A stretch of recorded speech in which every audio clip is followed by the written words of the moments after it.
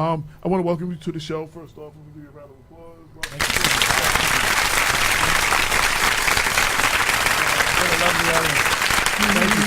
So I just want to end the last segment. I don't want to overturn. I will be looking into this. I don't know.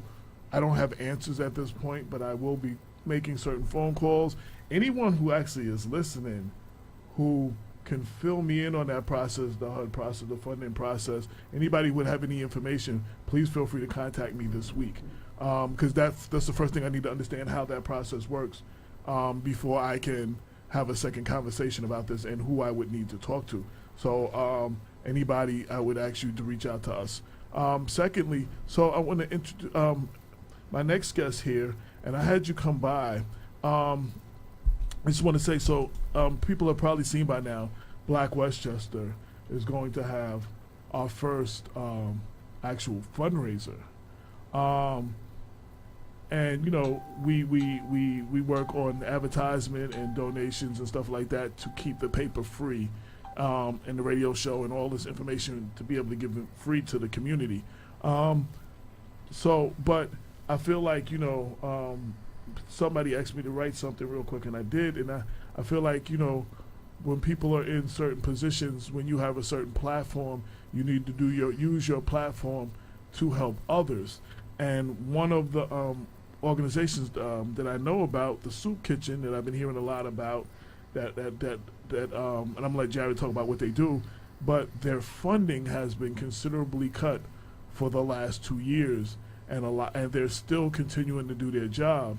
So I wanted to extend this fundraiser for Black Westchester as Black Westchester fundraiser for the Soup Kitchen, and a great portion of the proceeds will be going to the Soup Kitchen to keep the Soup Kitchen operational so they can continue to function and do what they do. Now, for those who don't know, speak about what exactly the Mount Vernon Soup Kitchen, the services it provides for the community. What does it do? How long has it been in existence, et cetera, et cetera?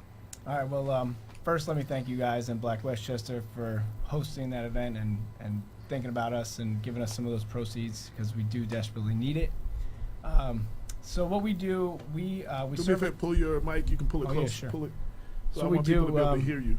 Yeah. We serve a full dinner, 4 nights per week, Tuesday through Friday, to anyone in need. We don't ask for any eligibility criteria. It's totally free. You just walk in, sign your name, and you get a free meal. We also give out a brown bag lunch to take out with the meal. We used to do a breakfast program when we were in Sacred Heart Church, but when that church closed down, we moved to the Armory, and since the Armory is a senior center, they're in there all day long, pretty much up until 2:30. So we had to cut the breakfast program, and but we still do we used to give out the brown bag lunch with the breakfast to take out after the breakfast, but since we don't have the breakfast, now we just give it out with the dinner. Along with that, we have tons of volunteer opportunities for local schools and churches and clubs, Boy Scouts, Girl Scouts, individuals, businesses. Everyone comes in to cook meals for us and serve the meals, and that's pretty much the extent of what it is. It's fairly simple. We're serving food 4 nights a week, and offering the volunteer opportunities. So how many people do you get coming in a night? We're doing right now. We're doing an average of around 60 to 80 a night, depending on the time of the month, the weather. There's a lot of factors, but we're averaging about that. Wow. Yeah. So now, did I say 60 a month? I'm sorry, a night. A night. said a night. Yeah, You said a night. All right. So, and I don't want this to be just a reason to attack the current administration, but basically you were getting funding. Explain, you were getting funding, and it's been cut, and how much has been cut. It was interesting. The last person who was in, because she was talking about CDBG. You guys are talking about CDBG, and we used to get back in the day. I don't know, a couple years ago, we were getting upwards of $60,000 from the city to help fund our program. And then as the years went on, and different mayors and all the stuff, it kept going down and down. And then last year, we were supposed to get 10 or 20 but then we just didn't get anything at all. I mean, the CDBG period ended, and we weren't funded at all. And this stemmed from the fact that Roberta, who's the executive director, she's also, at the time, she was a city council president. She was a city council member, and she was city council president. And she'd been a council member for a number of years, and we were still getting our funding through CDBG. But all of a sudden, there was this conflict of interest that happened, saying that if Roberta's a city council person, she shouldn't be accepting funding from the city for a program that she runs. But I think it was 10 years ago, this was brought up, this conflict of interest. When she started as a city council person, she wanted to make sure this would not be a conflict. So there was this meeting happened, and the city council got together with HUD, and from what I understand, they came to a resolution that said as long as Roberta didn't vote when it came down to money going into her program, then there would be no conflict. So that's how it was for the longest time. And then That's how it still is in a lot of the council. that's right. But supposedly this conflict came up again. And it took I us. just want to say that as a former city councilwoman in Yonkers, you're saying that's how it is? That's Yeah. basically... Yeah. Okay. Like, I had my own non-for-profit, and I was on the board of a couple of non-for-profits, and there were some things that I just did not vote on, simply because it would have been a conflict. Okay. It's being- normal, standard procedure. Okay, and I'm being told that Roberta Apuzzo was given a waiver. What does that mean? She was given a waiver? Well, I think that I'm not entirely sure, but that's probably That was basically it. they probably Okay. said it's okay. Like It's for you to okay be as long as she Right, as long as she's recuses not- herself from right. any votes where. Okay, so So we don't know exactly. Now, of course, there's a lot of political bad blood and all that stuff going on, and people disagree, and so there was some thought that maybe Thomas had brought this up, that there might be a conflict of interest, which started the whole thing. But we don't really know what happened. And he had actually come to speak with her one day. She wasn't in the office, and he sat with me, and he told me that it wasn't him, it was HUD. They're the ones who brought up this conflict of interest, and so. Well, when that story came out, and excuse me, I really don't remember the details.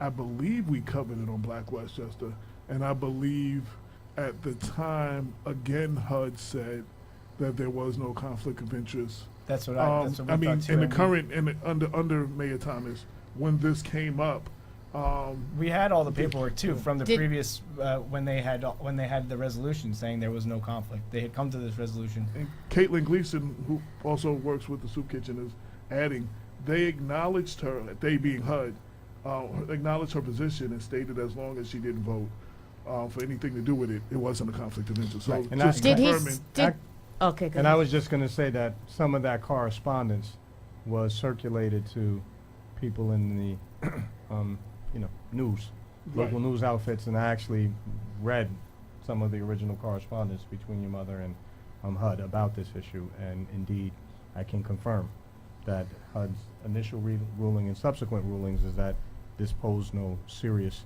Conflict. Yeah. Right. I just So- wanted, and I'm glad you said that, because again, I do so many stories, I couldn't remember detail, but I know we also covered the story because we were given information by the mayor's office, whether it was the mayor or not, but the mayor's office, as well as the rest of the press, that, of the situation, so. Right. Now, did he tell you that he would revisit it once she was out of the council, and have you? Well, here's the thing. We HUD told, or whoever represents HUD in City Hall said that for us to get our money now, and we can write for food. Basically, all we can write for is food. We can't write for our operational expenses like our rent and our supplies and our liability insurance and all the other things that we need to keep the place running.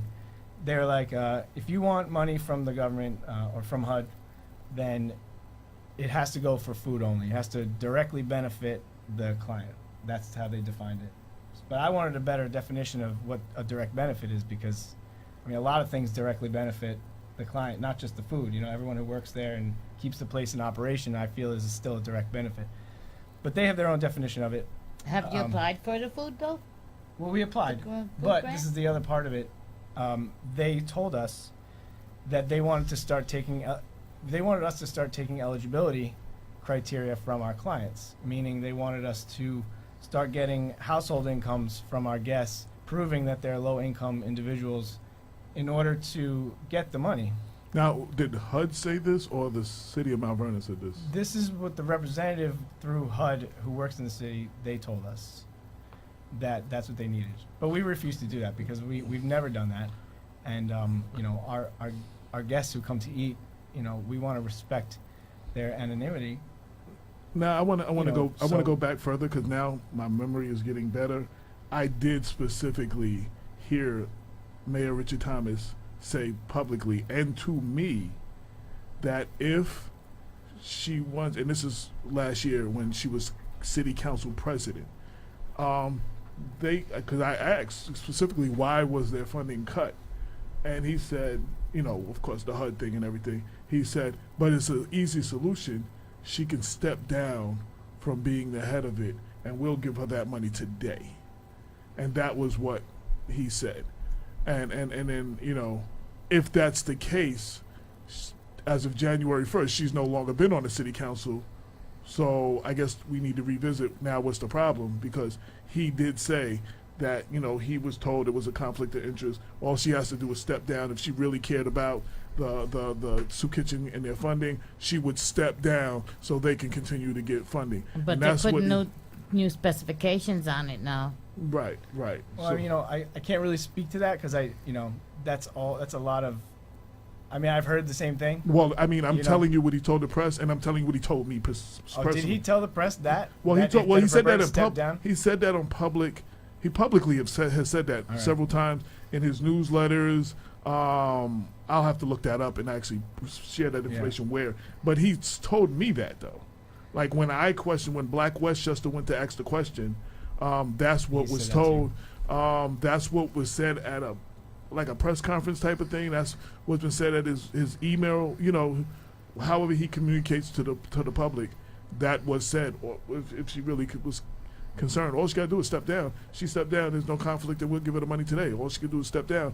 And at that point, she was only going to be. She wasn't rerunning for election, and she only had like 2-3 more months of. She had 2 years left, I think, to get to be like pensioned, I think. No. I'm saying she only had 2-3 months Oh, left in her of term. left in her term, and she Yeah. was not running. You know Yeah, what I'm saying? no, she Because wasn't running. that was her pushback. Like, Yeah. you know what I'm saying? So the public answer, you know, I'm getting clarity in this because when you say stuff like that, a lot of the public say, well, why don't she just step down if she wants them to have? And a lot of the public, repeated what they were told. I think there was a lot of disagreement on his budget. Caitlin said yes, he said that. So Okay, she's saying, yeah, I want to ask you a question. yeah.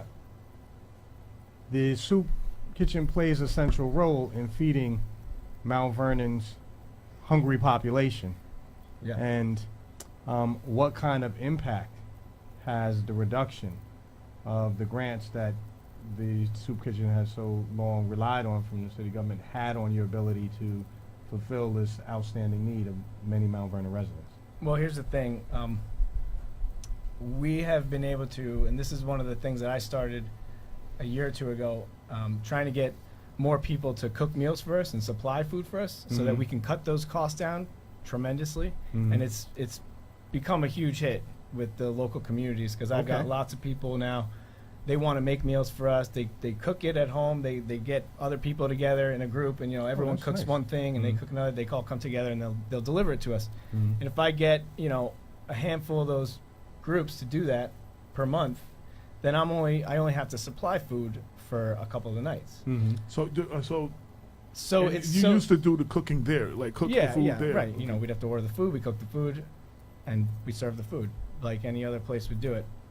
This was just my idea of how do we cut costs on food? How do we save money because the money's not coming in? And we could use this money for the other things, the operational costs, the rents, and all the other things that we need, the supplies. So, to answer the question, it hasn't affected it in a way where we can't serve quality food the way we have.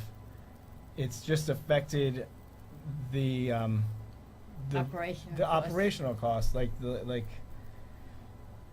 the people who work there. I mean, I want to, because if we don't get paid, we can't run the program. Then no one's going to get, unless someone wants to come in and volunteer their time full time to run the program. That would be amazing. But who wants to do that? Right. Someone needs to be there. Before you to- say that, I do want to say, Mhm. Black Westchester was also told, and Brother Damon gave me this information. They were told that I don't know where they were in Yonkers, but they came across the Yonkers, the person who runs the soup kitchen in Yonkers, and said a number of people from Mount Vernon are starting to come to Yonkers, and it's Right, increasing their demands. You know what I'm Yeah. saying? So that's one of the way, and then they didn't know about the funding thing. They was wondering why all these Mount Vernon people were coming. They were feeding them, but it was increasing their demands. So it has gone to other municipalities. I don't know about any place other than Yonkers, but I do know it increased the number of people from Mount Vernon going to Yonkers to then eat, to at their soup kitchen. So I'm not really sure about that either, because Well, I know no, I that, mean, New Rochelle has a soup kitchen too, right. and a lot of our clients who come, they're on foot. So Yeah, that, most of them that- are, it would be hard for them to get to Yonkers if they didn't have transportation. Do you take donations of food as well? Yeah, of course. Yes. Take donations of food, supplies. So I just want to state my position again. While we can't cure the problem, I wanted to use my platform to bring attention to the problem, and I wanted to use whatever influence we do have to get as many people to come out on Thursday, October 19th. I'll put the flyer up in a minute. It'll be all over Facebook and everything. So we can have this function, and we can give a donation, a sizable donation to the soup kitchen, and we can be helpful that way. You know what I'm saying? I'm Yeah, sure it's thank going to you. take. We really That's not. appreciate that. That alone is not going to keep this program running by itself. But we wanted to do something. It's all And- those and- little bits are. That's all. All the little bits help. Right, and- whether it's you hold a function and you want to give us a little portion of that, it's all going to help. The more times we get people to do things like that, it's only going to help. You know what I mean? I'm curious about Jeffrey Meyer. Well, I don't know. That would be his question for his mother. You set that up, that call, and his But mother it has was about talked the to. soup kitchen. Right. His mother, but I'm saying his mother's the one that had the conversation. I don't know if he knows about that. There's only one way to find out, don't you think? Go ahead, ask your question. Bring it up. We gave your mom a telephone number of a gentleman named Jeffrey Meyer Okay. that he gets truckloads of food and stuff like Like that. a food does pantry, right? He does food pantries in Yonkers and the vegetables and the stuff like that. And we linked him up with your mom. I was just curious if anything happened with that. I don't know how long ago was that. That That was just was a couple weeks ago. That was Oh. recently, and I asked Caitlin, because I went through Caitlin to give her the number. She said your mother and They did Jeffrey. speak. I They see did it right speak. there. Yeah, but what was the outcome, Caitlin? Okay, all I heard was that it was good. It was good. That's all I've been. So Well, that's again, good. That's so good so news. Caitlin. So the bottom of the question is, Lorraine has been asking me this over and over, and I've been telling her, well, she said they contacted him and it was good. So she was like, what does the good mean? So I could not answer that because I did not know. So that's Only why. because I like to know if Jeffrey Meyer was able to help, because Jeffrey Meyer is a wonderful person. I would like to give him his kudos as well. She said Jeffrey was supposed to get back to them when he returned from his trip. Oh, he's still Okay, away. he was about Yeah, yeah. He's away.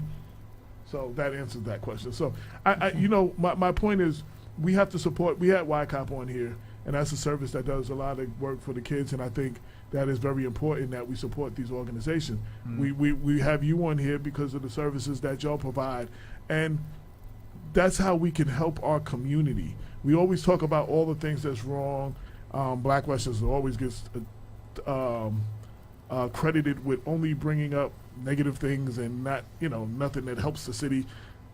We do these things, and this is why I wanted you to come on. I wanted people to hear more about the soup kitchen. We are having this fundraiser on Thursday, October 18th. I'm sorry. October 19th, Friday, is actually Lorraine's birthday. That's why I keep saying the 19th. Yeah. So, yeah, we're having it you on- thinking about me and my birthday? Really? So it's Thursday, October 18th. I will give you all the information. Everybody should come out if they can. There'll be an online thing where you can make a donation. If you don't want to go, or if you don't have enough to maybe buy a ticket, but you also want to make a donation, there'll be an avenue for you to do that as well. Is there anything I didn't ask you that you definitely want to bring about the Soup Kitchen? Include or No, I mean, I just thanks again for your guys' support, and we really appreciate it. And if anyone wants to check us out online, we are at www.csasoupkitchen.org. okay. And if you can make a donation through there, or just check us out, give us a call. You can look at our calendar, sign up for volunteering. Now I was gonna say, all so that how do you stuff. do that volunteer? Like, say Yeah. people listening say, well, I want to volunteer my time to serve the people or Yep. do whatever. How do That's they go about awesome. that? Just give me a call. I deal with all that stuff, and you call me, and we could discuss whether you want to bring in a group, you want to do a meal, do you want to come in by yourself, bring in your kids. There's no age limit. I bring my son is 3 years old. I have him hand out juices whenever he has Well, to. I want wanna to, go. and I want to say this on the air because I've said this to Roberta when she was at City Council. I personally wanted to volunteer, and they were trying to set up a Black Westchester night where. Word, So let's we're do we're that. gonna Yeah, we're you gonna guys should we're gonna definitely. work with y'all Yeah. and do a Black Westchester night where Black Westchester staff actually comes and serves the community that comes in. Once And a month. whatever we can provide. great. Let me get it first. That's She's it. already got me once a month. Yo, I'm gonna Let me provide just- my favorite, my favorite dish, fresh water. No, but so I definitely want to do this, and I think I've been saying that I personally wanted to volunteer, and my schedule hasn't been able to do that. The several times I wanted to, but we need to do a Black West because I know y'all have done that with other organizations. We need to do a Black Westchester night where we come in and we actually serve and whatever it is you need us to do. Yeah. So let's set that up offline as well. Yeah, definitely. Everybody come to the the fundraiser on Thursday, October 18th. You can see it. I'm sure Caitlin will put it out through your social media, and we will put it out through all our social media. And I hope to see everyone there come out and do something to support. So I thank you for coming, and I definitely want to Beautiful. continue this conversation. I'd like to revisit this in a few months to see the progression, to see how y'all Yeah, are doing. hopefully if you we'll still can. be there. Well, yes. God willing, you will be. Yes, Yes. yes. Caitlin said it would be a great idea. She said, and she also said we are very grateful to the help and connection Lorraine and AJ, talking about Jeffrey Myers, I guess. So And Dr. Bob put the information about the gala. Oh, Wait. that's Some- a different. Oh, that's Okay. Dr. Bob's other stuff. That's something else. That's something else. We'll talk about that. And someone said contact Denzel. I don't know. No, I'm just saying somebody wrote that, so I'm Yeah. just saying. But Everyone always says, talk to Denzel. He'll help you. well, you know what? People help those. Now, I will say this. The mayor had put out a email blast recently. It had to do with something totally different and about getting grants for the city or something, and that the people who have these grants will help cities that help themselves. I just want to deal with the help themselves part. This is one of those opportunities Sorry. where the community can help itself. You understand what I'm saying? We don't need to call the Denzels and stuff like that. But those type of people, and I'm not speaking for Denzel, they are quicker to help when they see the community helping themselves. Even if, it's just pennies that you have and it's just nickels on, it's just silver, you know what I'm saying? Or, a dollar here and a dollar there. But when you see a community that is doing what it can to help situations like that, it makes those type of people be like, well, let me add what I'm doing on top of what they're doing. Mm-hmm. People don't want to just come and bail you out, but people are more eager to act when the community is helping themselves. And we talk about a lot of things that's wrong. We can't we can't figure out the whole tribalism and infighting and the politics and all that right now. But this is something we as a community can all do to help feed those less fortunate. And I hope that everybody who's listening will do something.